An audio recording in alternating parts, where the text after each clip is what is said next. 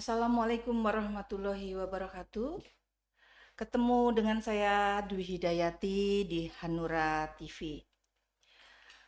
Kita hari ini akan mulai membahas tentang kerangka hukum pemilu 2024, di mana kita sebagai caleg ini selalu bertanya-tanya, banyak problem, banyak yang dinamika-dinamika. Iya, jadi di episode 1 ini kita akan membahas kerangka hukum pemilu 2024 ya. Nanti ada episode-episode berikutnya. Jadi episode pertama ini kita akan mencoba mengupas habis tentang kerangka hukum pemilu 2024. Di sini kita akan kedatangan narasumber kita yang tidak asing lagi di dunia publikasi dan hukum, dengan Bapak Teguh Satya Bakti. Bapak Teguh ini dari Divisi Hukum Bapilu Partai Hanura. Selamat malam Mas Teguh. Selamat malam Bu Dwi, apa kabar? Kabar baik, selamat datang di Hanura TV. Baik, ya, terima Iya. kasih atas undangannya. Terima kasih sudah hadir di Hanura TV. Malam ini kita mencoba nih Mas Teguh, bincang-bincang, kita ngupas masalah kerangka hukum di pemilu 2024 ini. Karena banyak nih caleg-caleg dari Hanura sendiri maupun mungkin dari partai lain yang belum mengetahui lebih jelas tentang kerangka hukum pemilu ini. Bisa Mas Teguh urai dengan santai di Hanura TV kita ini? Baik, ini pertanyaannya bagus sekali. Eh, jadi memang pemilu itu tidak sekedar hanya mencari suara belaka, entertain belaka, tidak begitu. Ketua KPU dalam suatu diskursus mengingatkan bahwa ada aspek-aspek penting pemilu yang harus dikuasai oleh para bacalek terkait dengan kerangka hukum pemilu ini. Antara lain yang pertama adalah mengenai electoral law. Electoral law itu aturan main, rule of the game bagi caleg-caleg peserta pemilu. Electoral law itu adalah dasar-dasar hukum, antara lain misalnya undang-undang pemilu, peraturan KPU, peraturan Bawaslu, peraturan DKPP, peraturan Mahkamah Agung, dan peraturan Mahkamah Konstitusi, serta ketentuan peraturan perundang-undangan lain yang terkait dengan pemilu. Itu yang pertama. Kemudian yang kedua, menurut Hasim Ketua KPU, yang kedua adalah yang harus dikuasai adalah electoral proses.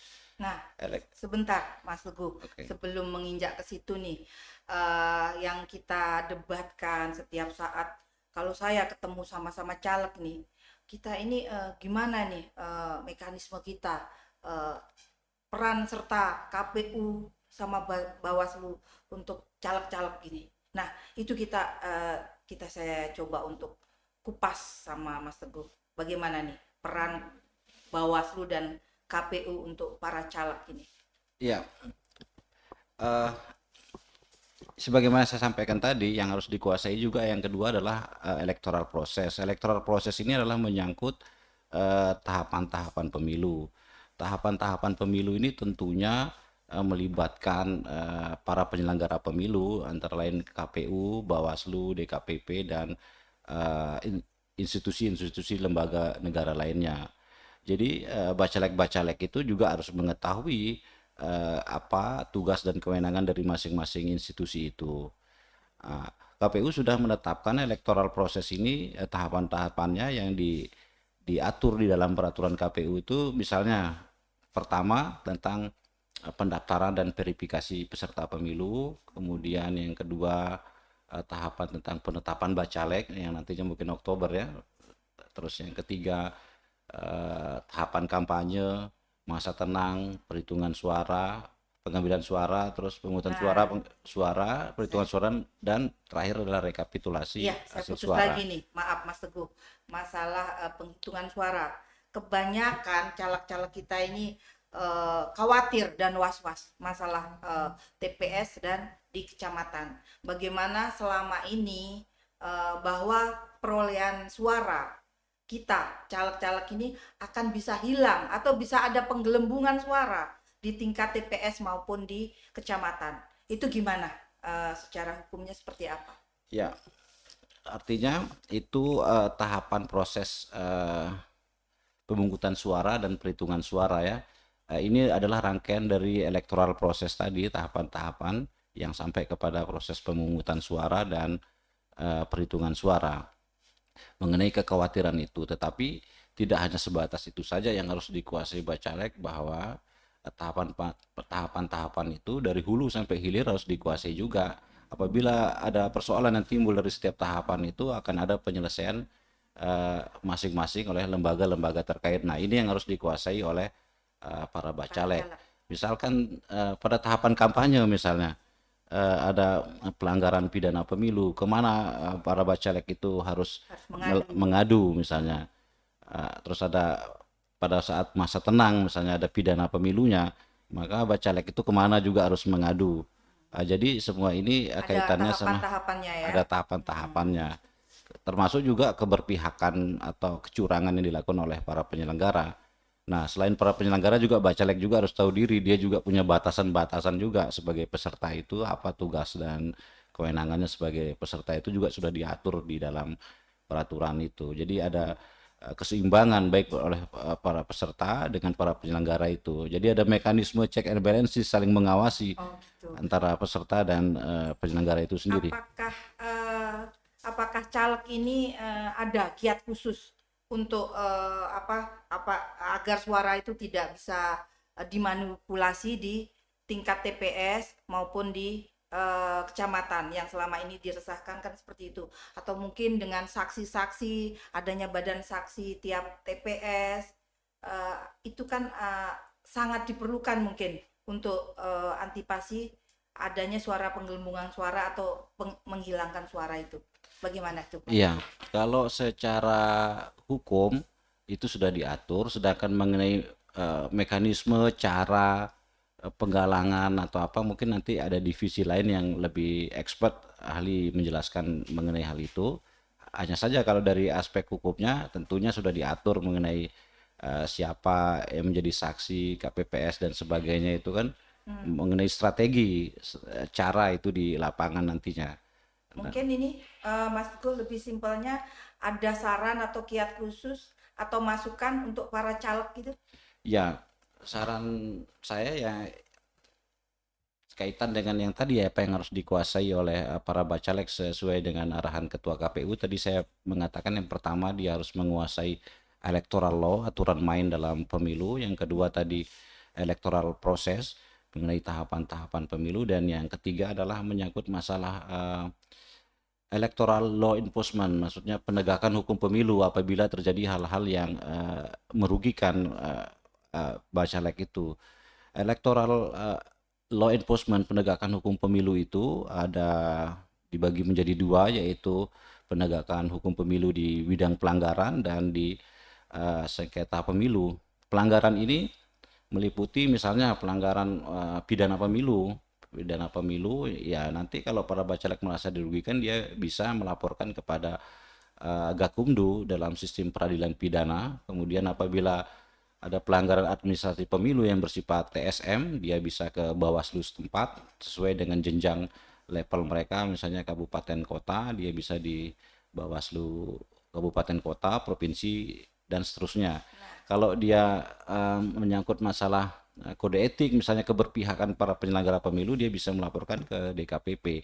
Itu mengenai pelanggaran pemilu.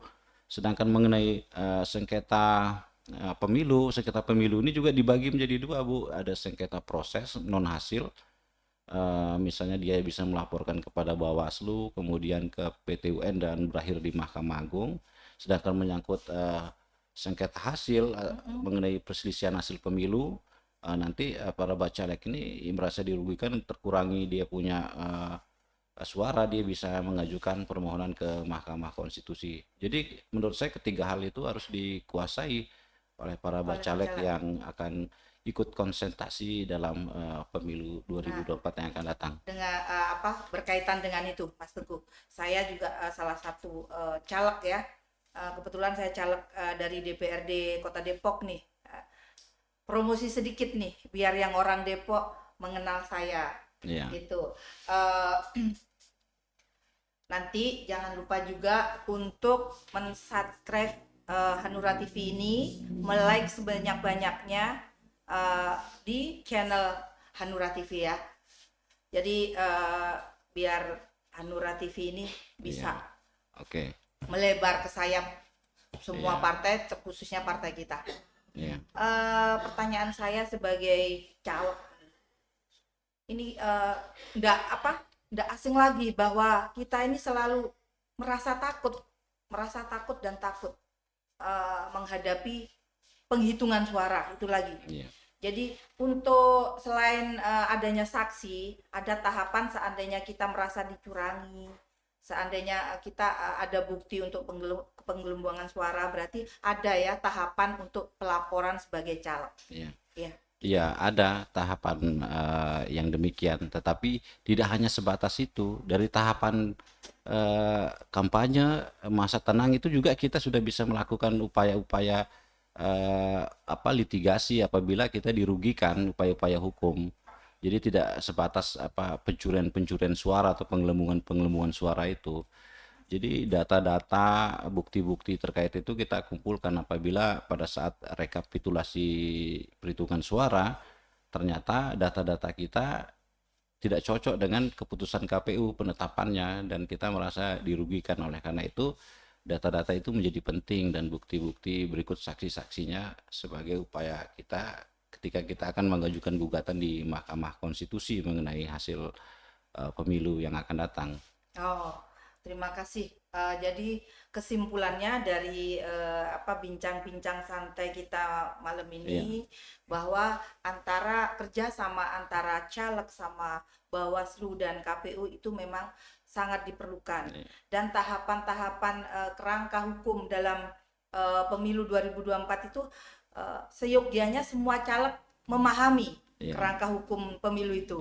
Seperti itu ya, Mas Teguh kira-kira. Jadi politik ini tidak sekedar propaganda, agitasi di lapangan, tapi juga harus tahu juga aturan mainnya, sehingga propaganda, agitasi dalam meraih suara itu sesuai dengan aturan yang telah ditetapkan oleh penyelenggara pemilu itu sendiri. Iya. Terima kasih, Bu. Terima kasih waktunya Mas Teguh untuk bincang-bincang santai malam ini, atas paparannya masalah kerangka hukum pemilu 2024 secara gamblang di episode 1 ini. Nanti jangan kapok kalau kita undang di Hanura TV lagi. Kita tunggu undangan berikutnya. Iya. Siap, kita akan pasti mengundang Mas Teguh untuk episode selanjutnya. Baik, terima kasih Bu Dwi. Terima kasih.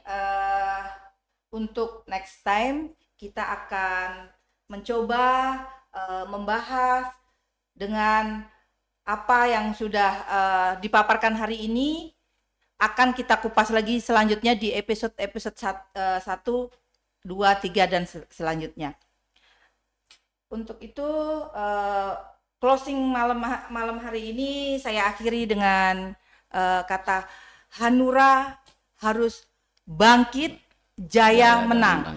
Hanura kita pastikan untuk 2024 masuk Senayan lagi. Oke. Setuju? Amin. Mas Teguh? Amin. Ya. Harus kita harus rebut ini. Harus kita rebut. Kita harus masuk Senayan di 2024 lagi. Harus kita direbut semangat. Mahkota itu. Mahkota Hanura harus berjaya lagi. Kembali ya. Betul. Jangan lupa untuk semua yang menonton Hanura TV untuk mensubscribe ya. Oke.